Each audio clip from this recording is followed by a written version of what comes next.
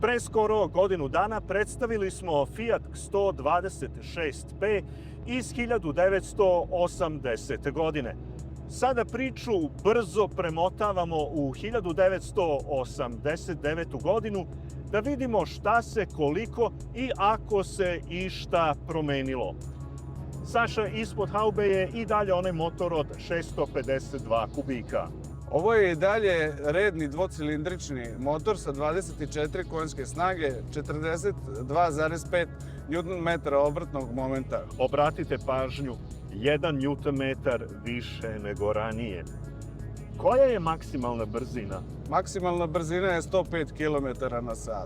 Ubrzanje od 0 do 100 je 33 sekunde po nekim izvorima, a po nekim čak i 50. Drugim rečima, sa peglicom možete da obiđete BMW eventualno ako ovaj ide u rikverc. Direktno pitanje, zašto peglica u tvom voznom parku? Postoji jedan bitan razlog iz detinjstva, a to je kada smo s roditeljima išli na more sa jugom, onda je na Petrovačkim stranama, tada se tuda na more silazilo, što je bilo samo po sebi već strašno, obilazi nas peglica sa kamp prikolicom, onom malom poljskom, tako da mi je taj trenutak ostao u pamćenju. I drugi je razlog što sam peglicu praktično kupio od svojih para kao prvo auto, i to tamo negde 90. ili 91. godine. Tako da u tom smislu sam na neki način emotivno vezan za peglicu.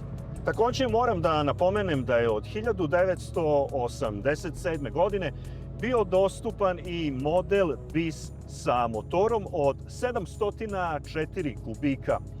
Mada se ova osnovna konfiguracija i dalje veoma tražila. Saša, kako se ovaj konkretan primerak sačuvao? Originalno auto je Ujakov, on ga je kupio 1989. godine. Iz nekih razloga je stajao 10 godina u garaži. Praktično sam ga i ja preuzeo pre par godina sa najlonima na vratima i na delovima sedišta. Imao je negde oko 35 stvarnih hiljada kilometara pređenih. Ova peglica proizvedena je nakon velikog facelifta iz 1984. godine, kada su na svim modelima uvedeni plastični branici i plastični obrubi farova. Modernizovana je instrument tabla koja je izgravirana na 140, niko ne zna zašto. Istina, sve to mogli ste i ranije da kupite u radnjama, pa ste uz pomoć komšije u kućnoj radinosti mogli vašu peglicu da podignete na viši nivo opreme.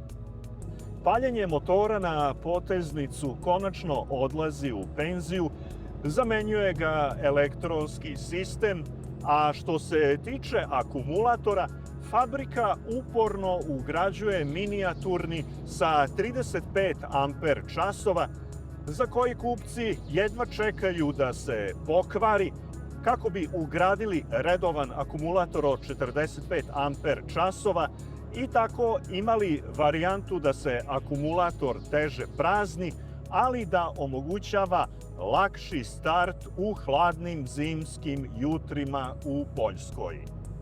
Šta je bilo urađeno i kako do delova?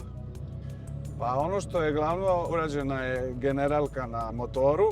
Jedan od delova koje je teško bilo pronaći i uz pomoć i mog prijatelja Aleksandra Deca, pretraživši čitav internet, i ljudi nismo mogli da nađemo leteće ležave u prvoj specijali, a našli smo ga u jednom depou starog prodavca autodelova koji se umeđu vremenu prekvalifikovao u prodavca rakije.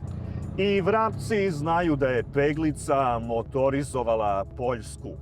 1971. godine, u predvečerje početka proizvodnje, u Poljskoj je bilo 556.000 putničkih automobila. 1989. godine ta brojka eksponencijalno raste na 4,8 miliona, od čega su 2,2 miliona bile peglice. Peglica se izvozila globalno. Na Kubi je i dan danas sačuvano nekih 10.000 primeraka, a 80. godina Fiat 126P Korišćen je kao taksi u Kini. Prema današnjim standardima veoma skučeno, ali definitivno u to vreme luksuznije od bicikla. Utisak vožnje onako poetski. Pa utisak je da je ovo vožnja praktično egzotična, avanturistična, jer svaka vožnja pruža novi izazov. Jel pouzdan auto? A šta znači pouzdan? On u svakom slučaju nije pouzdan u odnosu na savremena, moderna i komforna vozila, ali je pouzdan za dobru zabavu. Ja sam prosto zavoleo način na koji on funkcioniše, pošto je auto bez vodenog hlađenja sa 2 cilindra, samim tim je već zanimljiv po sebi, a i vožnja sa njim je drugačija nego sa bilo kojim drugim vozilom.